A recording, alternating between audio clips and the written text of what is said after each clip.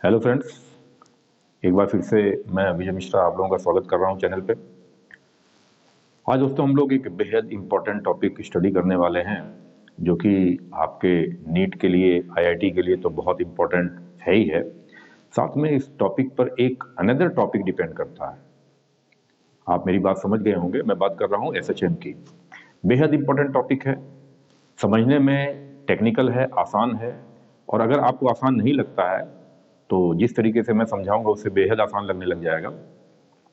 और सबसे बड़ी बात है कि अगर आप एसएचएम को बढ़िया से समझ लेते हैं तो वेव टॉपिक आपको पढ़ने में, समझने में बहुत आसानी हो जाती है। तो हम लोग टाइम वेस्ट ना करते हुए आगे बढ़ते हैं और मैं आपको एक एक चीज़ इसमें समझाऊंगा, बेसिक क्या है। तो आज हम लोग पार्ट 1 एसएचएम का स्टडी करेंगे, जिसमें केवल डेफिनेशन, इक्वेशंस, क्यों उसको कहा जाता है, क्या पीरियोडिक का मतलब है, क्या हार्मोनिक का मतलब है, इन सब की हम लोग चर्चा करेंगे। तो फ्रेंड्स, सबसे पहले आपको मैं बता दूं मोशन कितने प्रकार के होते हैं, क्या क्या आपने देखा। आपको ध्यान होगा कि आप एक मोशन स्टडी करते थे जब आप 8th क्लास में थे, जिसमें आपको समझाया जाता था कि speed is equal to distance upon time. उस समय आप एक्सेलरेशन के बारे में जानते भी नहीं थे कि एक्सेलरेशन क्या होता है, लेकिन सिंपल हिंदी में आप चाल बराबर दूरी बटा समय, इंग्लिश में आप speed is equal to distance upon time लगा के आप डिस्टेंस निकाल लेते थे, टाइम निकाल लेते थे, स्पीड निकाल लेते थे। फिर धीरे धीरे आपको महसूस हुआ कि नहीं, एक्सेलरेशन भी कोई चीज़ होती है। 9th-10th में आते आते आपने एक्सेलरेशन पढ़ा और उसमें सबसे पहला आपको जो मोशन स्टडी करवाया गया वो कौन सा था? वो था मोशन अंडर कांस्टेंट एक्सेलरेशन। तो उस समय आपने मोशन अंडर ग्रेविटी देखा, मोशन अंडर कांस्टेंट एक्सेलरेशन देखा, जिसमें आपको एक कार कांस्टेंट एक्सेलरेशन से जा रही है तो वो कितने देर में कहाँ जाएगी, क्या उसका डिस्प्लेसमेंट होगा, कितने टाइम लगेगा, क्या वेलोसिटी होगी, क्या स्पीड होगी, ये सब की चर्चा आप लोग करते थे। इसमें मैं आपको बता दूं कि motion in with constant acceleration में आप इक्वेशंस स्टडी करते थे, जिसको कहा जाता था इक्वेशन ऑफ मोशन। उसमें आप क्या करते थे? x इज इक्वल टू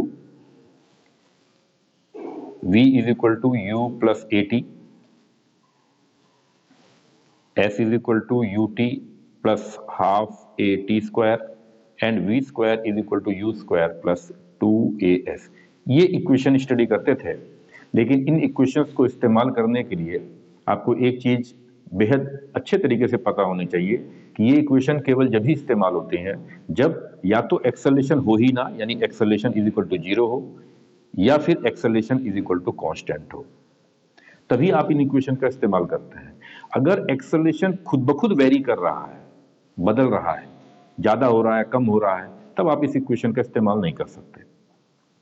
तो इसका मतलब आपको समझ में आ गया होगा कि एक तो हम लोग जीरो एक्सेलरेशन का स्टडी किया 8th क्लास में, फिर उसके बाद हम लोगों ने मोशन विद कांस्टेंट एक्सेलरेशन, जिसमें 3 इक्वेशंस आप लोगों ने पढ़ी। इसके बारे में आपको पता होगा, अभी भी आप मैकेनिक्स में पढ़ते हैं, मोशन इन स्ट्रेट लाइन वगैरह वगैरह। उसके बाद आप स्टडी करते हैं कि अगर एक्सेलरेशन वेरिएबल हो, बदल रहा हो, तब आप डिफरेंशियल इक्वेशन, इंटीग्रेशन, इन सब का इस्तेमाल करते हैं। इन सभी मोशंस में जिसमें एक्सेलरेशन कांस्टेंट नहीं है, यानी वेरी कर रहा है, समय के साथ साथ बदल रहा है, दूरी के साथ साथ बदल रहा है, उसमें एक मोशन बड़ा स्पेशल टाइप का होता है जिसमें एक्सेलरेशन जो होता है वो proportional to negative of displacement होता है। एग्जाम्पल के तौर पर मैं आपको सबसे आसान एग्जाम्पल यही दे देता हूं कि मान लीजिए स्प्रिंग मास सिस्टम है, और स्प्रिंग मास सिस्टम अगर अपने मीन पोजीशन से लेफ्ट एंड राइट जाती है, तो मैं इसको अलग से आपको बताऊं कि ये आपका स्प्रिंग मास सिस्टम है और यहां आपने एक मास लगाया हुआ है। मीन पोजीशन से जब आप इसको, मास को थोड़ा सा खींचते हैं,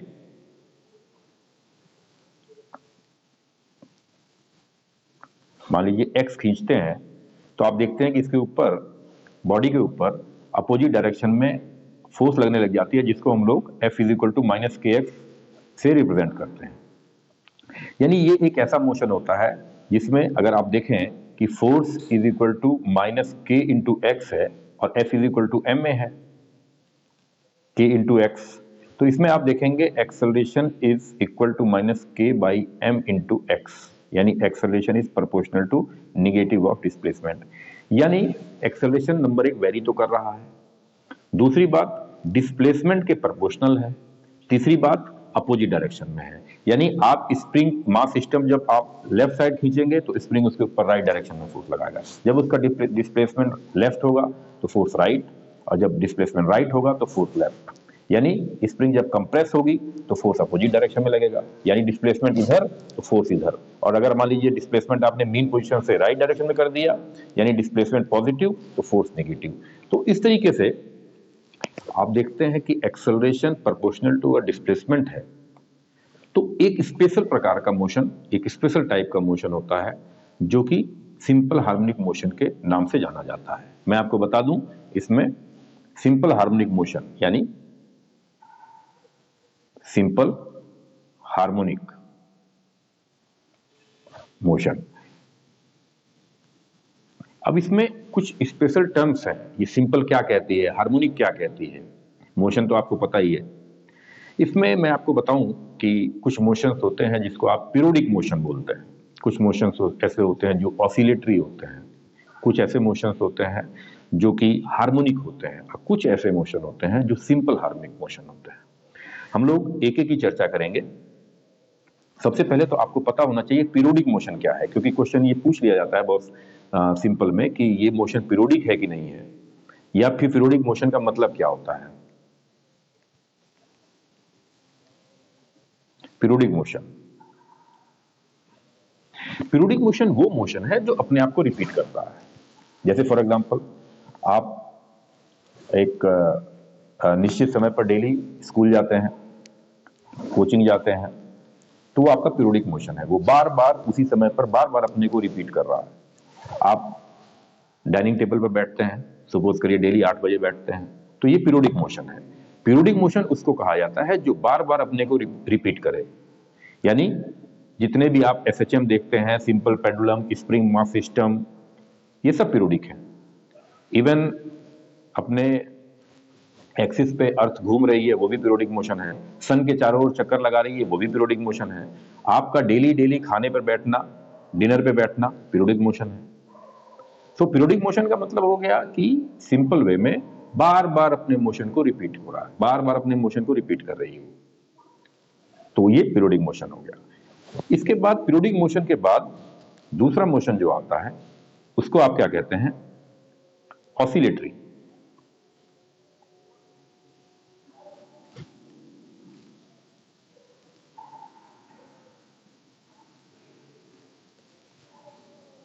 oscillatory motion, oscillatory motion periodic तो है, लेकिन हर पीरियोडिक मोशन ऑसिलेटरी नहीं है। आप पीरियोडिक मोशन कर रहे हैं, आप डिनर सेट पे बैठे हैं, डेली बैठते हैं, पीरियोडिक मोशन है, लेकिन ऑसिलेटरी नहीं है। ऑसिलेटरी मोशन का मतलब होता है, ऑसिलेटरी मोशन में एक मीन पॉइंट होना चाहिए, मीन पोजीशन होना चाहिए, और उसके इर्द गिर्द मोशन होना चाहिए। यानी कि एक मीन पोजीशन होगा, मीन पोजीशन से लेफ्ट राइट, वो ऑसिलेटरी मोशन होगा। जैसे आप एक झूला ले लीजिए, झूले को आप बैठ जाइए और उसको आप पुश कर दीजिए, तो वो ऑसिलेटरी मोशन करता रहेगा। या फिर स्प्रिंग मास सिस्टम, या फिर बहुत सी चीजें हैं। जैसे सपोज करिए आप किसी रॉड को लेके, आप सपोज करिए रॉड है या आपका स्केल है, स्टील का स्केल आपके पास है, उसको लेके एक जगह फिक्स करके नीचे दबा के छोड़ दीजिए, तो इस तरीके से मोशन करेगा, वो भी ऑसिलेटरी मोशन है। तो ऑसिलेटरी मोशन का मतलब फ्रेंड्स आप समझ गए होंगे। ऑसिलेटरी मोशन का मतलब है कि वो मोशन जो किसी मीन पोजीशन के लेफ्ट राइट या फिर दाएं बाएं मोशन हो रहा हो, ऑसिलेट कर रहा हो, तो वो ऑसिलेटरी मोशन है। उसके बाद पीरियोडिक मोशन आपका हो गया, ऑसिलेटरी मोशन आपका हो गया। अब आपका आ गया हार्मोनिक मोशन। हार्मोनिक मोशन क्या है? हार्मोनिक मोशन उसको कहते हैं जिसकी मैथमेटिकल इक्वेशन साइन और कोसाइन के टर्म में लिखी जा सकती है। यानी अगर आप किसी भी मोशन को, किसी भी पीरियोडिक मोशन को, किसी भी ऑसिलेटरी मोशन को साइन और कोसाइन के फंक्शन में लिख रहे हैं तो उस मोशन को हार्मोनिक मोशन कहा जाएगा। जैसे मान लीजिए y is equal to a sine 7x है, या y is equal to a cos 3x plus b cos 2x plus c sine 5x। ये सब क्या है? ये सब पीरियोडिक तो है ही है, क्योंकि साइन और कोसाइन खुद ब खुद पीरियोडिक होते हैं, क्योंकि इनका ग्राफ ऊपर नीचे चलता है, आपको मालूम होगा। अब हार्मोनिक मोशन का मतलब है साइन और कोसाइन के टर्म में आप इसको लिख सकते हैं। अब हार्मोनिक मोशन आपको पता लग गया, लेकिन सिंपल हार्मोनिक मोशन वो मोशन है जिसमें साइन और कोसाइन की सिंगल टर्म आती है। यानी अगर मान लीजिए y is equal to a sine omega T plus b cos omega T plus c sine omega T et cetera है, तो ये हार्मोनिक तो है ही है, लेकिन सिंपल हार्मोनिक मोशन है। तो फ्रेंड्स, आपको बेहद इंपॉर्टेंट चीजें पता लगी। What is periodic motion, what is oscillatory motion, and what does it mean by harmonic motion, and what is simple harmonic motion. सारी चीजों के बारे में आपको पता लगा। अब सिंपल हार्मोनिक मोशन को प्रूफ कैसे करेंगे? प्रूफ उसी तरीके से करेंगे जिस तरीके से इसकी डेफिनेशन आई है। Acceleration is proportional to negative of displacement. आइए इसकी इक्वेशन को हम लोग सबसे पहले जज करते हैं। आपको पता है कि आपने इसको, सबसे आसान तरीका है कि आप इसको विजुलाइज करें, सोचें, और एक आपने स्प्रिंग लिया और स्प्रिंग से एक मास m आपने जोड़ दिया। मीन पोजीशन से आप जब इसको डिस्प्लेस करते हैं, मान लीजिए मीन पोजीशन से आप डिस्प्लेस कर रहे हैं,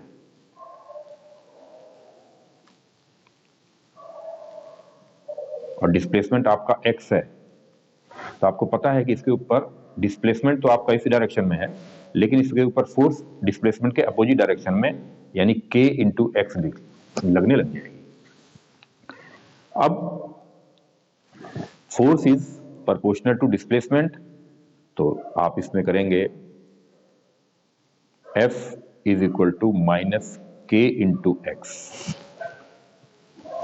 लेकिन आपको पता है न्यूटन्स का law, force is equal to mass into acceleration, यानी इस बॉडी पे जो फोर्स लगा हुआ है वो मास इंटू एक्सेलरेशन, मतलब D square x by D T square. आपको पता होगा कि velocity is equal to D X upon D T and acceleration is equal to D V upon D T, और v की जगह अगर आप रख देते हैं D X upon D T, तो एक्सेलरेशन आपका आ जाएगा D square x by D T square is equal to minus के इंटू एक्स, या आप कह सकते हैं D square x upon D T square plus k by M into x is equal to 0। तो यहां से के बाई एम को आप फिलहाल के लिए ओमेगा स्क्वायर मान सकते हैं, D square x by D T square plus omega square into x is equal to 0। यहां से आपका पहला क्वेश्चन तैयार होता है कि what is the differential equation of SHM। तो यहां से आपका ये डिफरेंशियल इक्वेशन है SHM का, D square x upon D T square plus omega square into x is equal to 0। लेकिन कहां से शुरुआत हुई? अभी भी आप देखेंगे कि यहाँ पे force is equal to minus के इंटू एक्स है, और यहीं पर F is equal to m में करें अगर, m into a is equal to minus के एक्स, तो acceleration is equal to minus के by M into x, and acceleration is proportional to negative of displacement. तो फ्रेंड्स, आपने देखा कि acceleration is negative of displacement ही SHM की necessary and sufficient condition है। यानी अगर आपको कोई पूछेगा कि ये मोशन एसएचएम है कि नहीं है, तो आपको केवल ये प्रूफ करना होगा कि इसका एक्सेलरेशन या इस बॉडी का एक्सेलरेशन इसके डिस्प्लेसमेंट के नेगेटिव में प्रोपोर्शनल है, यानी acceleration is proportional to negative of displacement. और अगर कोई कह देता है कि अगर acceleration is proportional to displacement है विद नेगेटिव साइन, तो ये मोशन कैसा होगा, तो आप उसको बड़े आराम से कह देंगे कि ये मोशन पीरियोडिक होगा, ये मोशन हार्मोनिक होगा और ये मोशन सिंपल हार्मोनिक होगा। सो फ्रेंड्स, इसके आगे बढ़ें और देखें हम लोग कि इसका सॉल्यूशन क्या होगा। यानी आपने इक्वेशन तो एसएचएम की बना ली, डिफरेंशियल इक्वेशन आपके पास तैयार हो गई। डिफरेंशियल इक्वेशन क्या है? D square x by D T square, d square x by D T square plus omega square into x is equal to 0, या फिर d square x by D T square बराबर minus omega square into x. ये equation हो गई। यानी कि ये equation अगर आप मैथमेटिक्स जानते हैं तो इसको बड़े आराम से सॉल्व कर लेंगे। अगर आप मैथमेटिक्स नहीं जानते हैं तो इतना तो आपको पता होगा, अगर आप नीट की तैयारी कर रहे हैं, मैथमेटिक्स के में थोड़ा सा आपको टच कम है, तो आप ये तो देख सकते हैं कि x का 2 बार डिफरेंशिएशन हुआ है और कोई वही चीज दोबारा आ गई है विद नेगेटिव साइन के साथ। ध्यान रखिए, यहां पर मैं आपको बता रहा हूं, यहां पर x का डिफरेंशिएशन 2 बार हुआ है t के रिस्पेक्ट में। यानी कोई ऐसी चीज होनी चाहिए जिसको 2 बार डिफरेंशिएशन करने के बाद सेम वही x आ जाए, लेकिन साथ में एक कांस्टेंट भी आए। यानी अगर ऐसा हो जाए तो वो इसका सॉल्यूशन होगा। फिर से मैं आपको बता दूं कि अगर कोई एक फंक्शन आपके पास है, x है, उसका आप 2 बार टाइम के रिस्पेक्ट में डिफरेंशिएशन कर रहे हैं, तो वही चीज दोबारा आ जा रही है, लेकिन साथ में एक कांस्टेंट भी आ जा रहा है, क्योंकि यहां पर ओमेगा एक कांस्टेंट है, माइनस साइन आना चाहिए। तो इसका सॉल्यूशन हम रख सकते हैं x is equal to a यानी कांस्टेंट साइन ओमेगा टी। क्यों? अब हम देखें इसका 2 बार डिफरेंशिएशन करने के बाद क्या ऊपर वाले इक्वेशन को ये सेटिस्फाइड कर रहा है।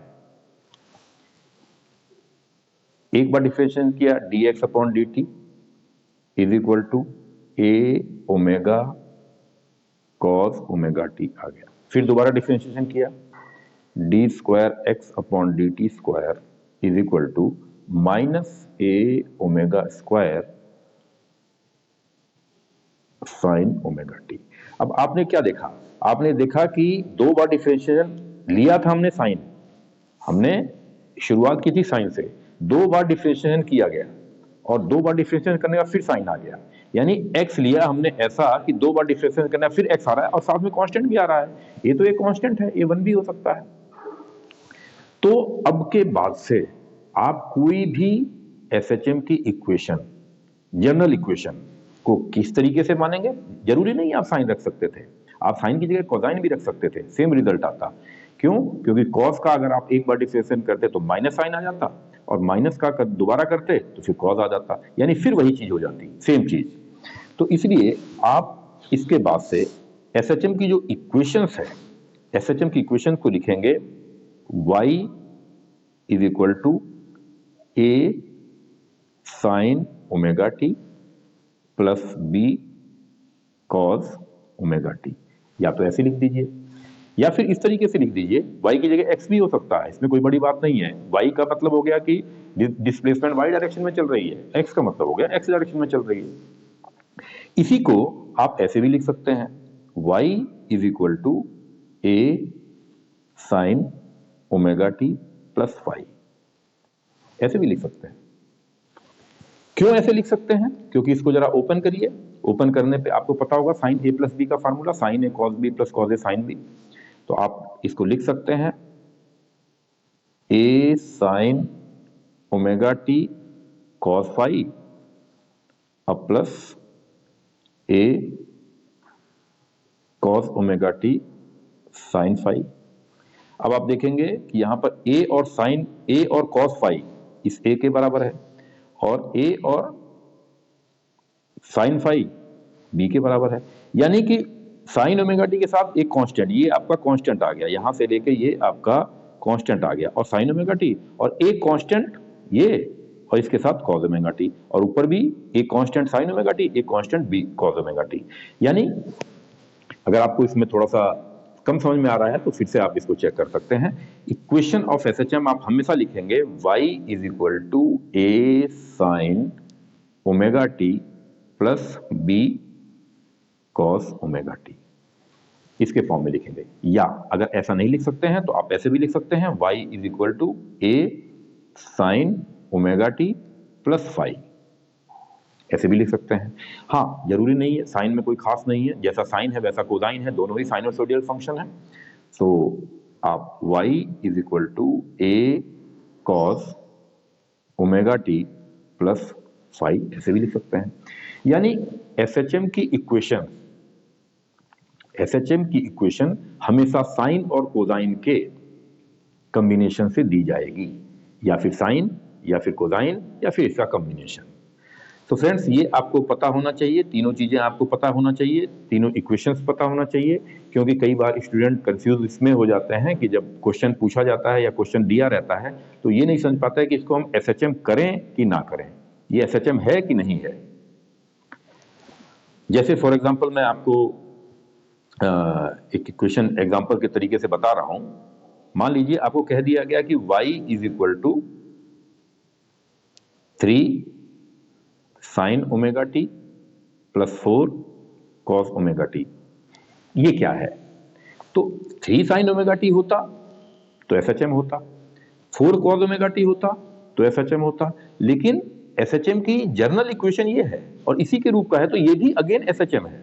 इसको मैं आपको धीरे धीरे बताऊंगा कि इसकी इक्वेशन जो है चेंज हो जाती है 5 साइन ओमेगा टी प्लस 5 के फॉर्म में, या फिर 5 cos omega T plus 5 dash के फॉर्म में। ये हम लोग स्लोली देखेंगे।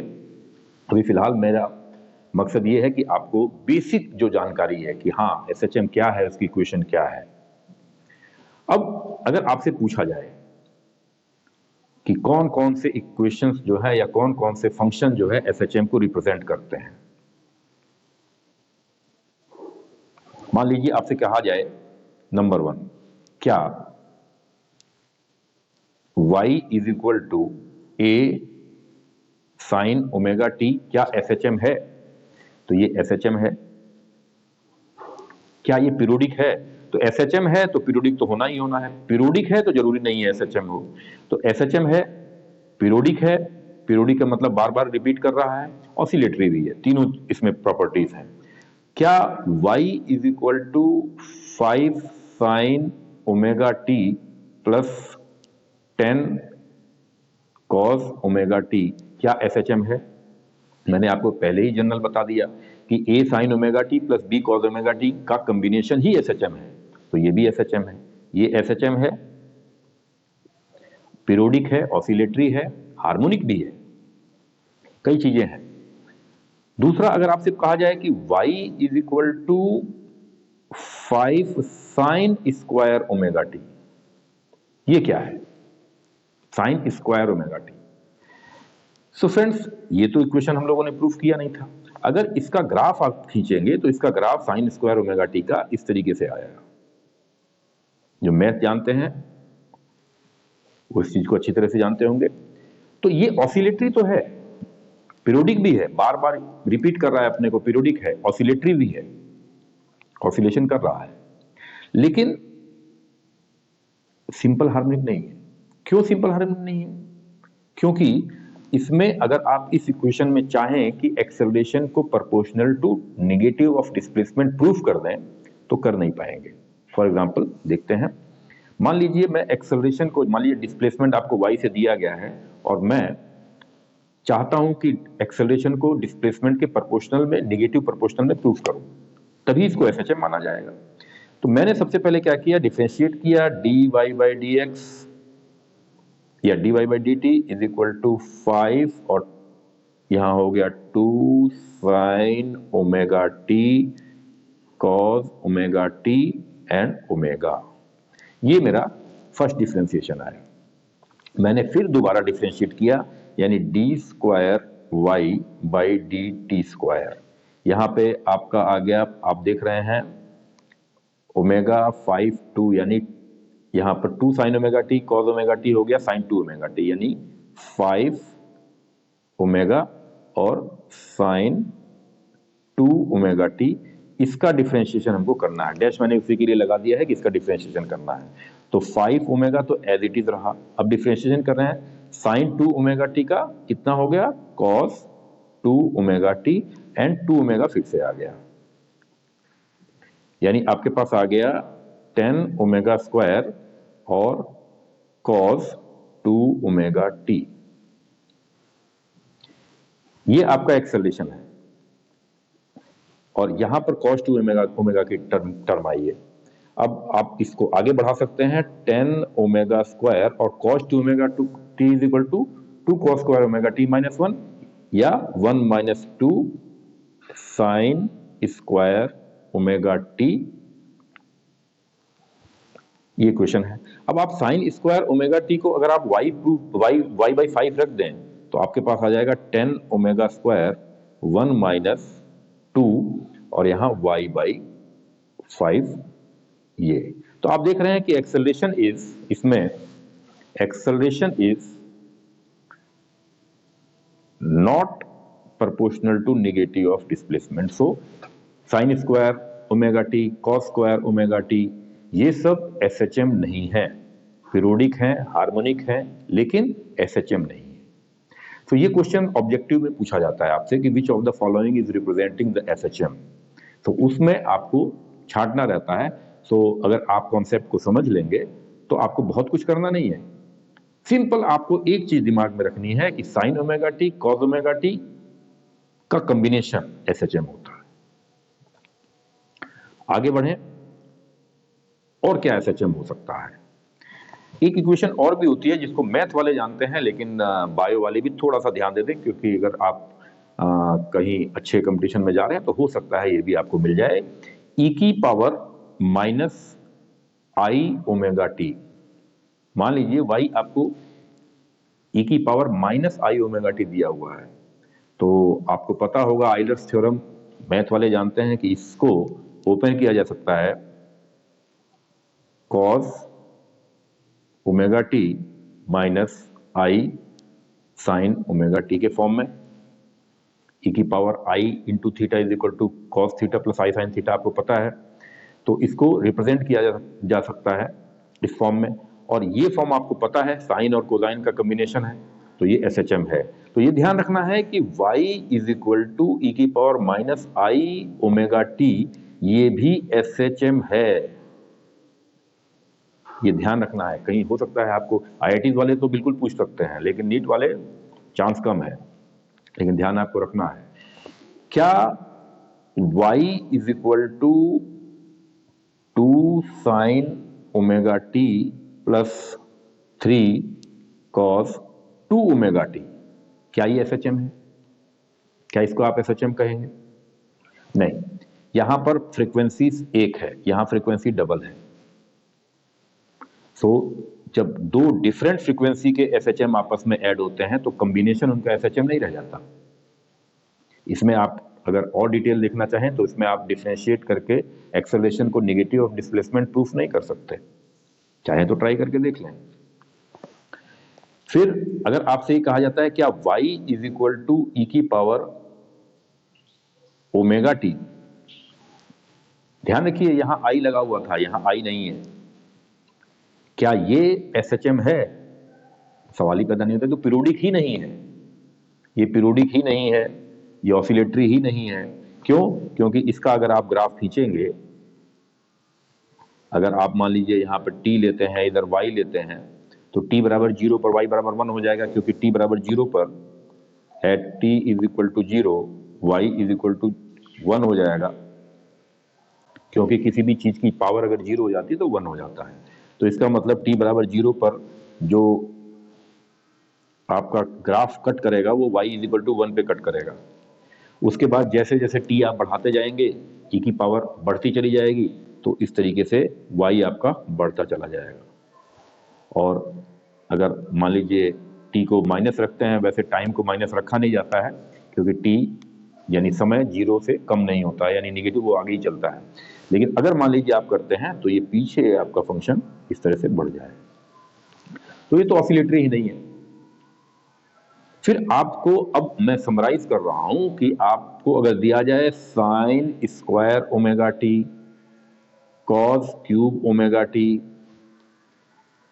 Sign square omega T plus cos cube omega T, ये सब एसएचएम नहीं है। लेकिन ध्यान रखें, कभी कभी वो फार्मूले में इस तरीके से दे देते हैं कि आपको ये दे सकता है 3 sine omega t minus 4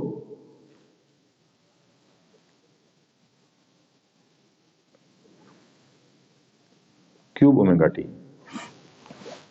math वाले ध्यान दें इस चीज को, 3 sine omega t minus 4 sine cube omega T. तो इसमें भी आपको ये ध्यान रखना पड़ेगा कि कहीं ये किसी फार्मूले में तो चेंज नहीं हो रहा है। जैसे फॉर एग्जांपल अगर आपको दे दिया जाए 1 minus 2 cos square omega T, क्या ये एसएचएम है? क्या अगर y is equal to 1 minus 2 cos square omega t है तो क्या ये एसएचएम है? तो आपको पता है cos 2a is equal to 2 cos square a minus 1 या 1 माइनस 2 साइन स्क्वायर a। तो इस फॉर्म में ये इस फार्मूले में चेंज नहीं हो रहा है, देख रहे हैं आप।